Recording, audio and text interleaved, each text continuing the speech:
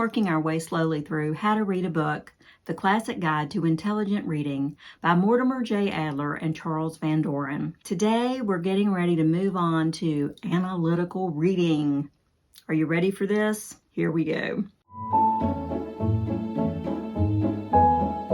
Hi, I'm Linda Maxey, the author of the Library Lynn books. As I've promised, I'm going to work my way through How to Read a Book, The Intelligent Guide to Reading, and by golly, I'm going to do it, no matter what they throw at me. Okay, here are the levels of reading. We've made our way through the first two. If you don't know how to do those, you can't hope to conquer level 3. Stage 2 inspectional reading had me worried. Just reading about what to do made me tired. Here are the steps to do that. I won't go over these steps today. If you'd like a thorough discussion, there's an entire video on how to do that in the playlist, How to Read a Book. The last video was a breather of sorts between learning how to give a book an inspectional read, which they covered in one chapter, and where we're heading today, how to give it an analytical read, which they take 7 chapters to discuss. That's right, 7 chapters. Oh my. Before I read the chapter we're going to cover today, Chapter 6, Pigeonholing a Book, I thought, great, it's a short chapter.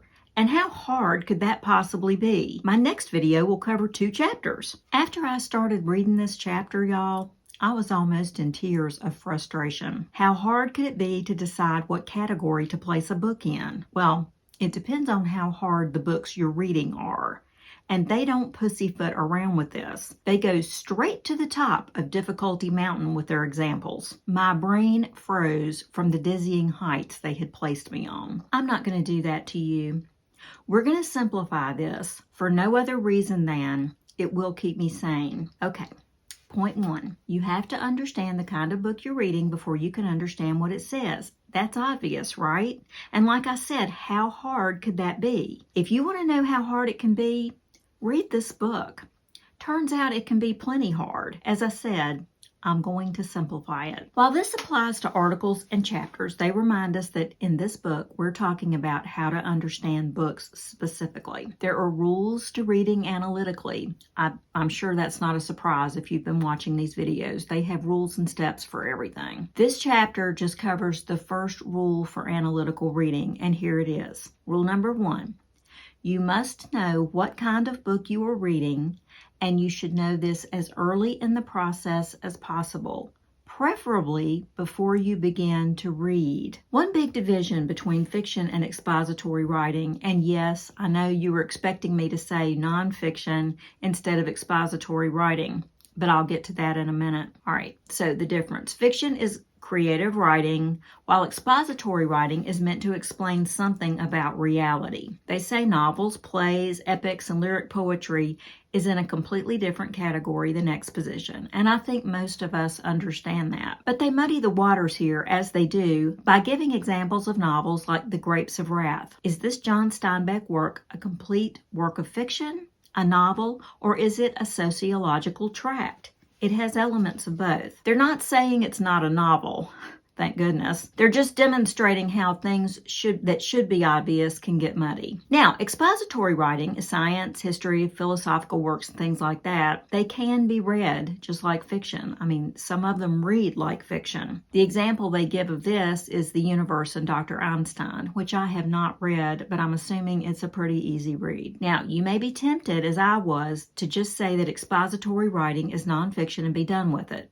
But not so fast, they say. There are lots of different kinds of expository reading, and you should be able to figure out what kind of book you're getting ready to read by making sure you give it a good inspectional reading before you begin. Usually in the title, the table of contents, the introduction, the index, and all those other book parts we covered in that 3rd video, you'll find great hints as to what kind of book you're getting ready to read. They even allow themselves to get a bit snarky here, and they say the author is giving you lots of clues, and it's not the author's fault if you fail to catch the signs that they are sending you. Then they go on a diatribe. Oops, did I say that? I mean, they give examples of how people fail to catch obvious clues about a book's meaning in its title. The first example they give is the famous book by Charles Darwin about evolution. Now, I'm going to stop here for a few seconds. Without looking it up, what's the title of that book? I'll give you a hint. it has the word species in the title. Okay, time's up. What's the title? If you said The Origin of the Species, you're incorrect. The proper title is The Origin of Species. And that second little E that so many of us erroneously insert there changes the entire meaning. A lot of people, they say, think the book is about man's descent from the ape family, but they say this book doesn't discuss that question at all. He did cover that question in a later book called The Descent of Man, but The Origin of Species talks about how all life, all species, evolved through time. The second example they give is Edward Gibbon's The Decline and Fall of the Roman Empire. Whether you're familiar with that book or not, what would you think the book is about? The history of the Roman Empire, right? Well, no, not really. It's not about the history of the Roman Empire from start to finish. Look at the title again. Where do you think Gibbon begins his history? If you think it starts somewhere in the middle to the end now, you're getting closer. It actually starts at the empire's very height, and it goes down to its eventual fall. So you can see what they mean about reading titles carefully and thinking about what they say. But wait, there's more. Not only are titles overlooked, but the other steps of the inspectional reading process, like reading the preface if there is one, is often overlooked. Why? Why is that? When the preface contains such a wealth of information, why would someone have the brainlessness to skip it? The answer to that, they contend, is because people don't think it's important to understand what kind of book they're getting ready to read. And I thought I was just lazy and wanted to get to the heart of the book. But they insist that if you don't understand the kind of book you are reading, you will never understand what the book says. Okay, I'm going to humor them and assume this is the case. Now, they take pity on us and admit that even if you do a thorough inspectional reading, you may still be unable to grasp the kind of book you're reading if you don't have the proper categories already in your head to place them in. They've already covered the distinction between fiction and expository works. Now we need to understand the differences in types of expository writing. Most of us understand that there's a difference between history and science and philosophy and mathematics books. But knowing these broad categories, though somewhat helpful, misses a crucial distinction in two kinds of expository writing. There's theoretical and practical. I don't know about you, but even the word theoretical makes my head hurt. What exactly does that mean? I've always tended to think it meant something that's not necessarily true, something that's based on ideas.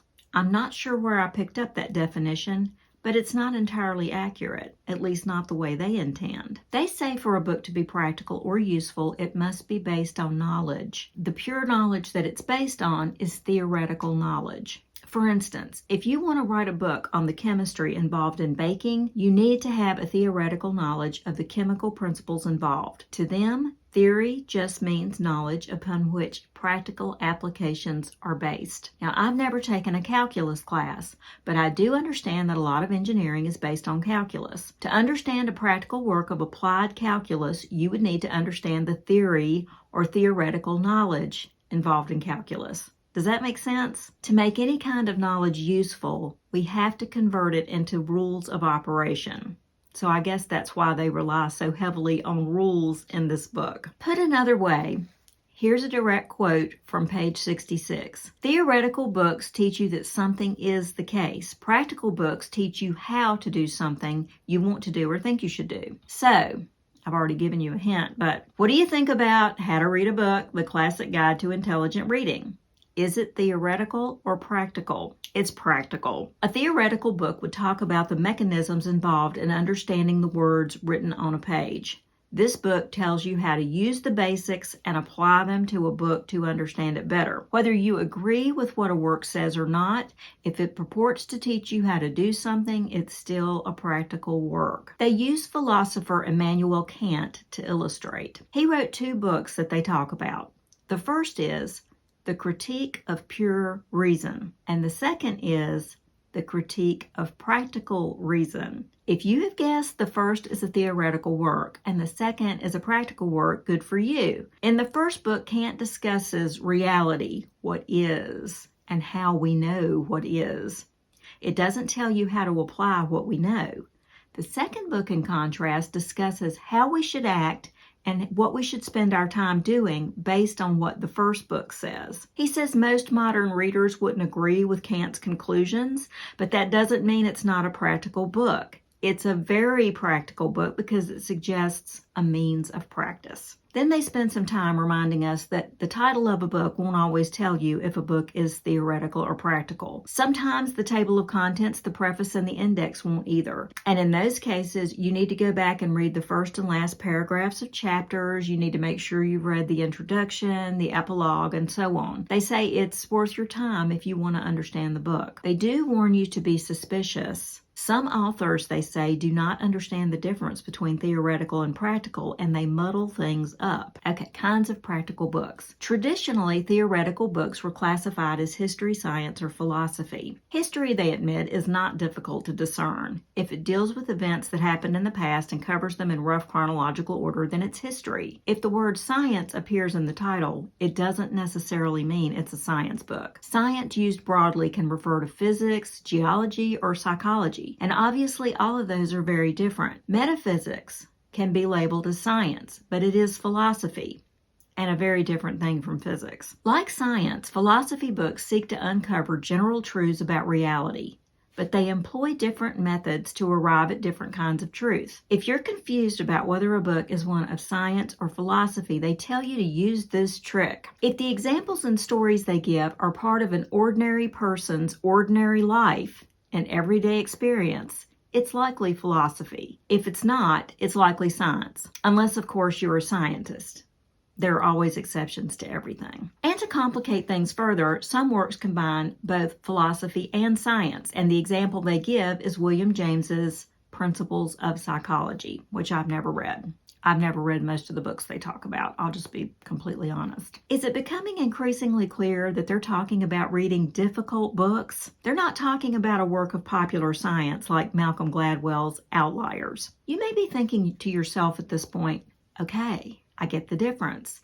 I still don't know why it matters whether or not I make a distinction before I read the book. Well, they say it matters because philosophers and scientists arrive at their conclusions in different ways. For the most part, scientists make their conclusions in a lab, and philosophers while they're sitting in a chair or out walking their dog. But not only that, they think differently and they make their arguments differently. So why does this matter? Well, different types of subject matter require different teaching methods. You have to understand this to be taught effectively. Your mindset has to match what you're attempting to learn. And their exact words at the end of the chapter, hence, as books differ in the kind of knowledge they have to communicate, they proceed to instruct us differently. And if we're to follow them, we must learn to read each kind in an appropriate manner. And I'll stop right there. The next video in this series will cover Chapter 7, X-raying a book. It will cover the next 3 big rules for analytical reading. After this chapter, I don't know whether to be excited or to be scared. But for more excellent suggestions to read on all sorts of nonfiction topics, check out my books, Library Lens Curated Collection of Superlative Nonfiction,